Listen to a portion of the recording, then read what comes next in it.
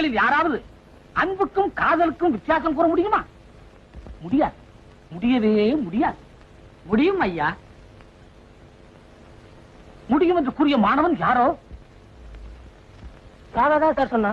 ராதா, உன் கருத்தை கூச்சப்படாமல் கூறலாம். வேண்டாம் சார். உன் ஐயத்திற்கு என்ன காரணமோ? நான் சொல்லுவேன் சார், ஆனா நீங்க என்ன அடிப்பீங்க. அடித்தே பேர் வாங்கும் ஆசிரியர்களும் உண்டு, அடிக்காமலே பேர் வாங்கும் ஆசிரியர்களும் உண்டு.